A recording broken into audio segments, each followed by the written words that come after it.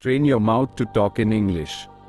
You are here because you understand English perfectly, but when you try to speak, your words get stuck. You don't need another grammar book. You need to train the muscles in your mouth to move automatically. Imagine your brain is a library full of books you can't read aloud. We are going to change that by turning those silent thoughts into vocal muscle memory through immersive storytelling. Why do some learners speak fluently after months while others struggle for years? The secret isn't in a dictionary. It's in the rhythm of the stories you are about to hear. Unlike traditional lessons, we use a graded reader immersion method that forces your tongue to mimic native patterns in real time. This isn't just a lesson. It's a workout for your fluency. Once, in a small village tucked between two blue mountains, there lived an old man named Silas. Silas was not a farmer or a blacksmith. He was a weaver, but he did not weave wool or silk. Silas wove dreams. Every morning, Silas woke up before the sun. He sat at his heavy wooden loom. He took thin threads of silver moonlight and golden sunlight. He began to move his hands. Left, right, over, under. The rhythm was like a heartbeat. The villagers often asked him, "Silas, why do you work so hard?" "We cannot see the dreams you make." Silas would smile and say, "You do not see them with your eyes. You see them when you close your eyes at night." One day, a young girl named Maya came to his door. Maya was sad. She had forgotten how to dream. She sat on the floor near Silas and whispered, "Silas, can you teach me to weave?" Silas stopped his loom and handed her a single thread of bright blue. "To weave a dream," Silas said, "you must first learn to breathe. Your breath is the needle. Your thoughts are the thread." Maya practiced every day for a month. Slowly, the gray cloud in her mind started to change. She had trained her hands, and in doing so, she had freed her soul. Quiz time. Why was Silas's weaving unique?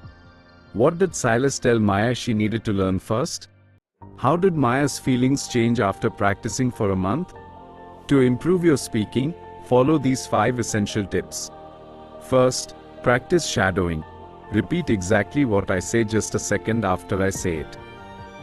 Second, record yourself to hear and fix your own mistakes. Third, slow down because clarity is more important than speed. Fourth, learn phrases, not words, to create a natural flow.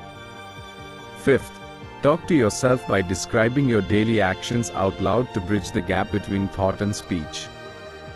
Deep in the heart of a forgotten continent, there exists a place called the Forest of Echoes.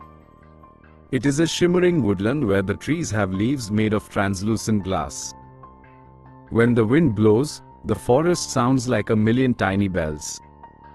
In this forest, sound behaves differently. If you shout a secret, the forest translates it into music. A traveler named Leo entered this forest. Leo was a silver-tongued liar. He stood in a clearing and shouted, "I am the king of the world." The forest went silent, then returned the sound of a lonely child crying. Leo realized that in the forest of echoes, you cannot hide behind words. He sat in silence for 3 days. On the 4th day, he whispered, "I am lost, and I am sorry." The glass leaves turned into soft, green silk, and a path opened up in front of him. He discovered that the most powerful thing you can do with your mouth is speak the truth. Quiz time. What were the leaves in the forest of echoes made of? Why was Leo shocked when he shouted, "I am the king of the world"? What happened when Leo finally spoke the truth? In the city of Oakhaven lived an artisan named Elias and his daughter, Elara.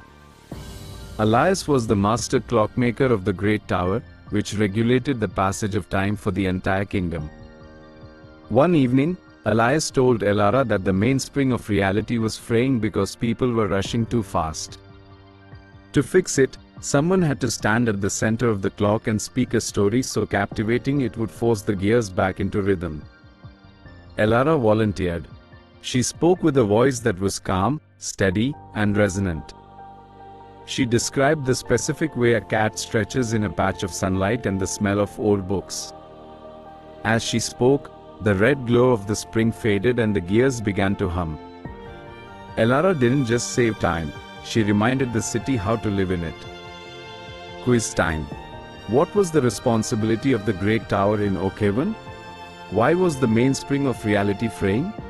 What words did the narrator use to describe Elara's voice? You have done incredible work today. By listening and repeating, you have already moved closer to the fluency you crave. But the journey doesn't end here. The secret to training your mouth to talk is consistency and choosing the right content. If you want to take the next step and truly master the art of natural English flow, you cannot stop now. Look at the video appearing on your screen right now. That video contains the advanced techniques and deep immersion stories you need to move from an intermediate learner to a confident, fluent speaker. Click that video immediately and keep the momentum going. Your future self is waiting for you to find your voice. Click it now and let's continue.